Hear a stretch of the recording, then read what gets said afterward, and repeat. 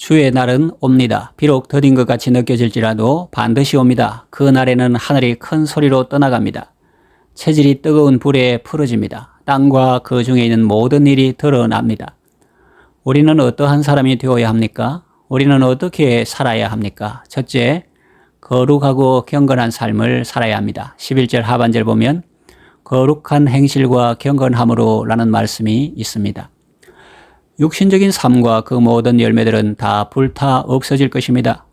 노아 홍수 때 하나님을 믿지 않고 순종하지 않았던 사람들이 물에 수장된 것처럼 이제는 불에 타서 소멸될 것입니다. 인간의 핵도 있지만 하나님의 불도 있습니다. 노아 홍수 때에도 하늘이 열리고 장대비가 쏟아질 때 기품의 샘들도 터졌습니다. 그러므로 우리는 멸망치 않을 삶을 살아야 합니다. 예수님을 믿는 자마다 멸망하지 않고 영생을 얻습니다. 구원받습니다. 성도라는 이름에 합당한 삶을 살아야 합니다. 구별된 삶, 하나님께 속한 삶을 살아야 합니다. 참 경건의 삶을 살아야 합니다. 그 시금석이 무엇입니까? 참 경건의 표지가 무엇입니까?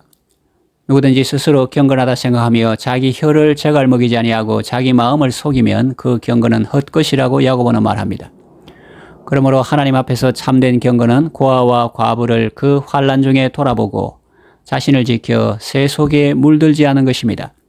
주의 날을 대비하는 사람은 거룩한 행실과 경건함으로 살아야 합니다.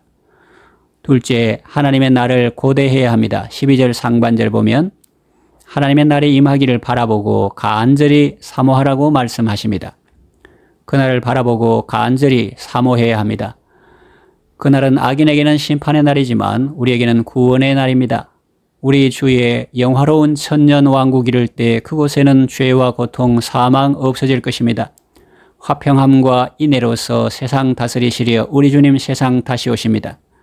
그때 모든 성도들의 기도가 응답될 것입니다. 그러므로 성도는 주의 날을 사모하고 고대해야 합니다.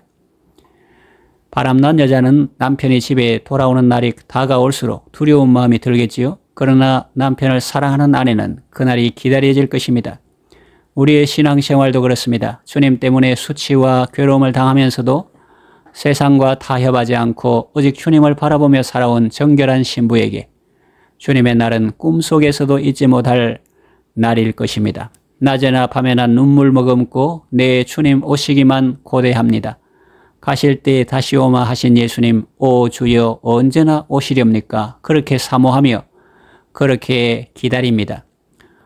요즘은 일제강점기보다 살기가 편하니까 사람들이 재림에 대한 소망도 식은 것 같습니다. 물론 재림을 고대한다고 하면서 일상의 삶을 소홀히 하는 것도 지혜는 아닙니다.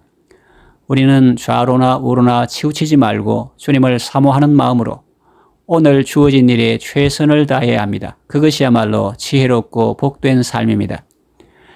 셋째로 의로운 삶을 살아야 합니다. 13절에 보면 우리는 그의 약속대로 의가 있는 곳인 새하늘과 새 땅을 바라보도다 라는 말씀이 있습니다. 하나님의 날에 하늘은 불에 타서 풀어지고 물질은 뜨거운 불에 녹아집니다. 그러나 우리는 그의 약속대로 의가 있는 새하늘과 새 땅을 바라본다는 말씀입니다. 의가 있는 새하늘과 새 땅이라고 표현했습니다. 그렇습니다. 그곳에는 의가 있습니다. 그곳에 불의는 어울리지 않습니다.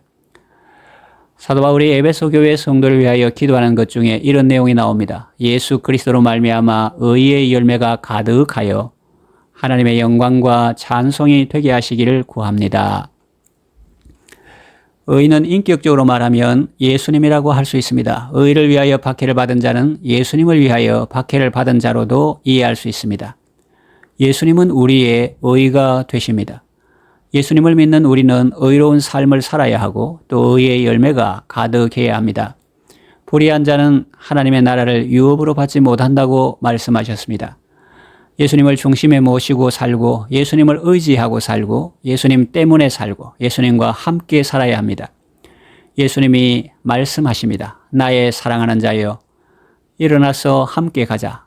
그 말씀 듣고 주님 손 붙잡고 함께 가는 삶이 의로운 삶이요 또한 영생의 삶입니다.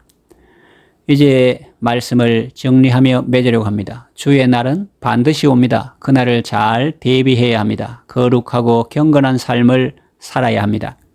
하나님의 날을 고대해야 합니다. 의로운 삶을 살아야 합니다. 주 예수님 다시 오실 때 여러분 모두 기쁨으로 맞으시기를 바랍니다.